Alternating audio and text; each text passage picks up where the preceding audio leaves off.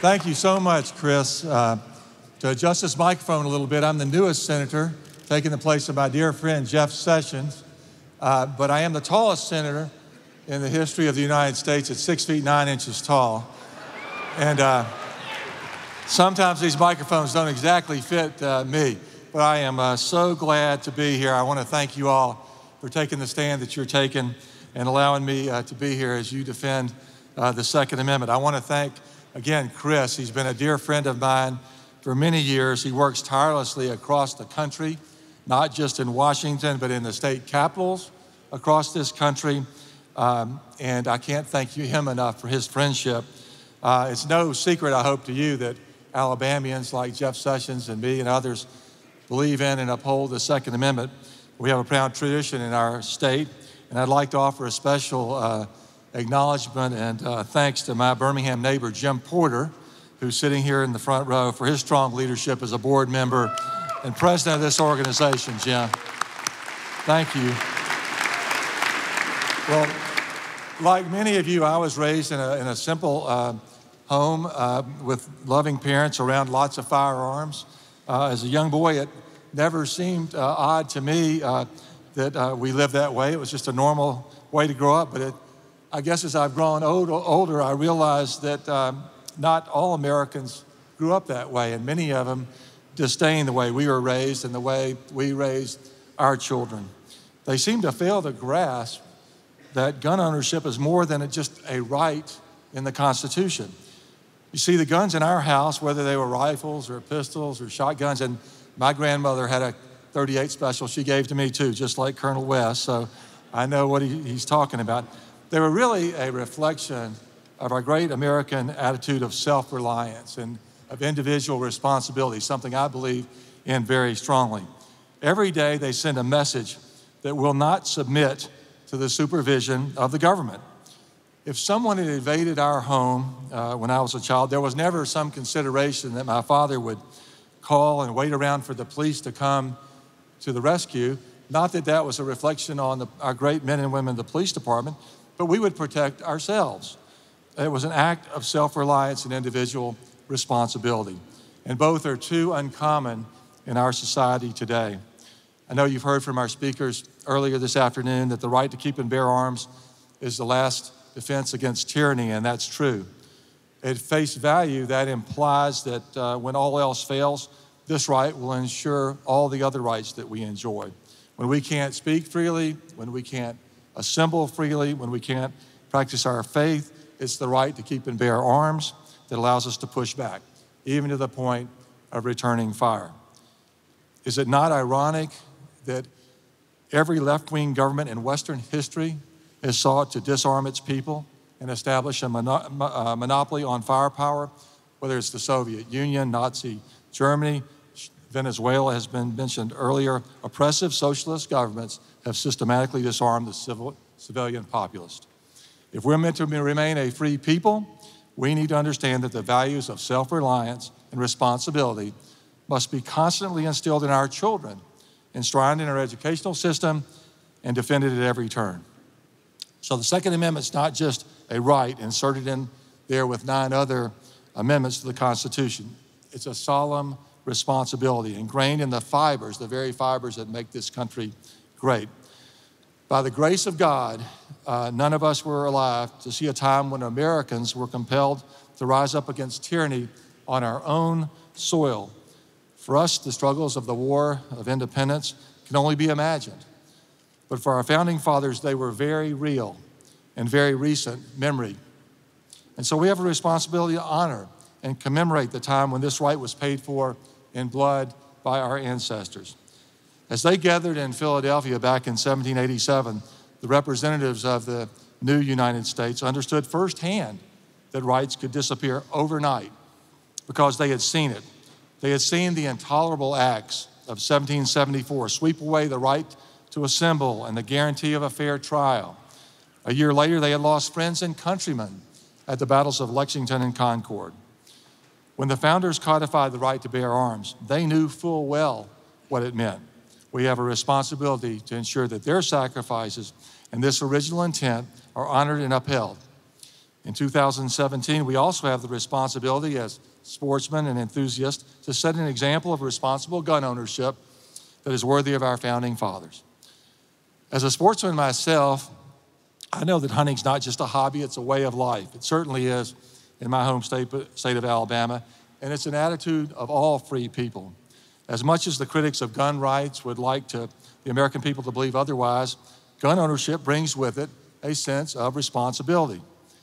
Now, I grew up, like I know most of you did, learning how to shoot with my grandfather and my father, in the beautiful national forest and private lands of Alabama. For the first time, I was taught to handle a gun. I was taught a reverence and appreciation for the natural wonders that we enjoyed and that the power those weapons represented. So when you're raised to appreciate safe, responsible gun ownership, you learn lessons. I remember coming home from hunting, or probably more often than not with my dad, to the shooting range, which is where he liked to enjoy himself.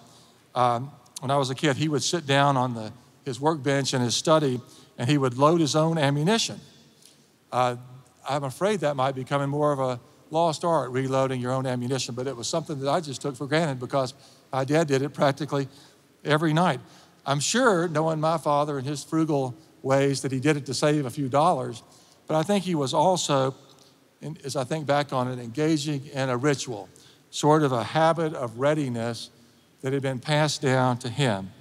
And we have a responsibility to ensure that those rituals endure. Of course, we sportsmen are called upon to be voluntary stewards of the Second Amendment, and gun owners everywhere are called upon to exercise their rights for the safety of their communities, and we have a responsibility to enforce those who do. But it's easy, and I've seen this as Attorney General, now as a senator, to talk the talk on gun rights, but not everyone's ready to walk the walk. Here today, you all know too well that there is not any time, despite our success, to be complacent. Across our country, the stand your ground laws we rely on when protecting ourselves and our communities are under fire. In Alabama, we fought to ensure that private citizens are not punished for taking responsible action. It was just 1 year ago today, or yesterday, that a young man, Chris Gaither, was at home alone in a small town in our neighboring state, my home state of Alabama, Talladega, Alabama, when a burglar broke into his house, started stealing their possessions, and began to threaten young Chris in the process. Chris was an enterprising young man and got hold of his parents' 9mm and shot the intruder in the leg. That allowed the police to come and take him into custody. So when it comes to giving your family peace of mind, you shouldn't have to fight a legal battle over a situation like that. Fortunately, Chris didn't have to fight a legal battle, thanks to the work of the people in this room and the NRA, but had he been in another state, that might not have been the case. When the need arises, we have a responsibility to exercise this right of self-protection. For 6 years, I was the Attorney General of Alabama. You heard from Adam Laxalt earlier. He's a great friend of mine, another great defender of the Second Amendment. It was my job to fight the overwhelming regulatory agenda aimed at the Second Amendment and other fundamental freedoms coming from the Obama administration. And it was a wonderful job.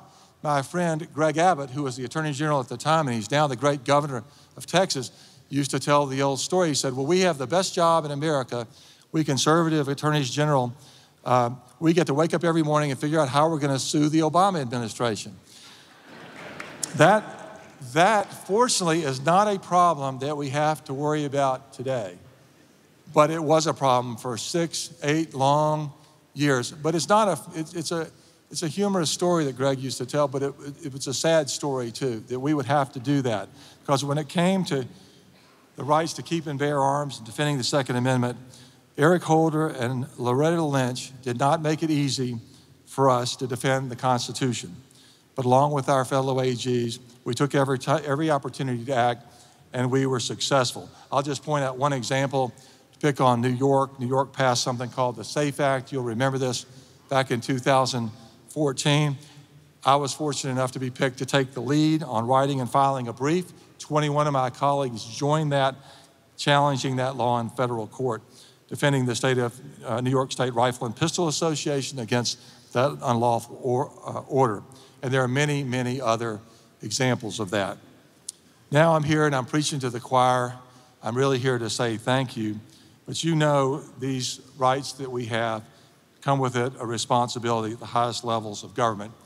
Your involvement lets the government know how you feel, and believe you me, to be standing here and following President of the United States, Donald Trump, is the perfect example and culmination of all the work you've done. And I want to thank you for that, because it literally has changed the course of our country. So thank you. Give yourselves a hand for that.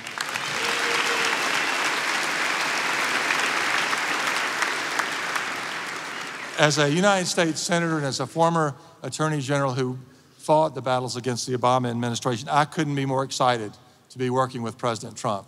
He is a fantastic individual who says what he means what he says. He's back here this year. I was here with him last year when he came.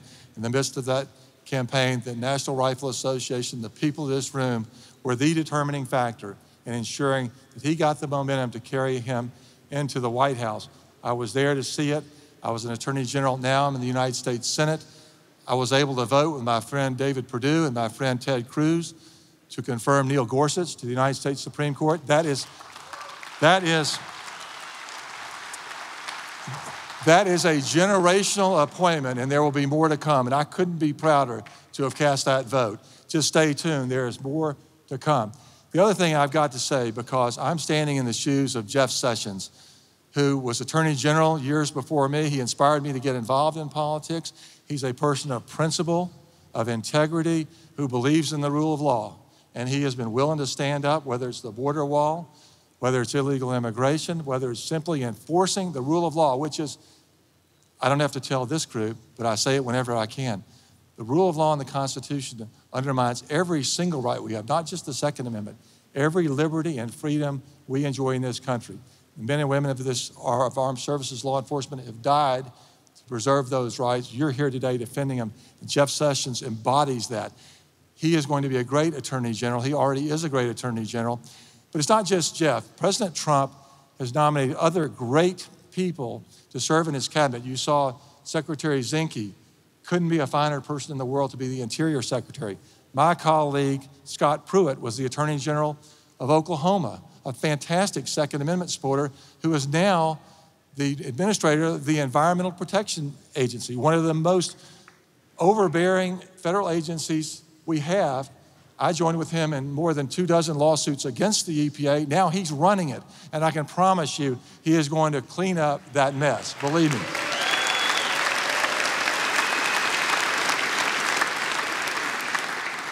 We're not wasting any time in Congress, and I just want to say how much I appreciate the conservative leadership we have, and my friends in the Senate who have welcomed me. One of the first actions we took as I looked around as a new senator, what can I do to support the Second Amendment? What can I do to empower law-abiding men and women in this country to the right to keep and bear arms and to enjoy their sportsmanship and hunting and so forth, self-defense?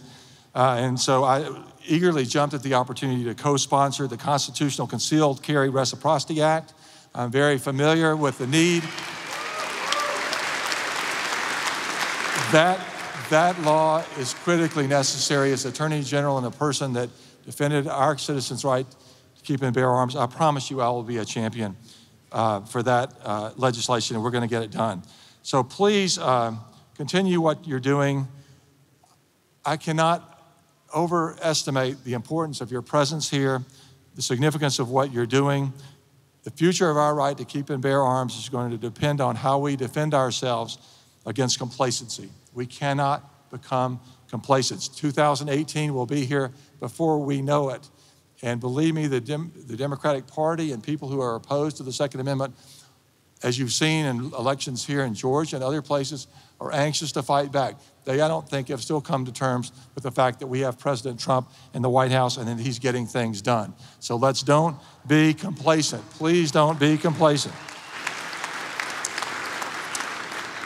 So let's get to work. Freedom's not free, as you know. Don't submit to the government. We don't want them to think or act for us. Let's think and act for ourselves. Let's continue to stay involved. I want to thank you so much. God bless you. God bless America. And thank you so much for your support. Thank you very much.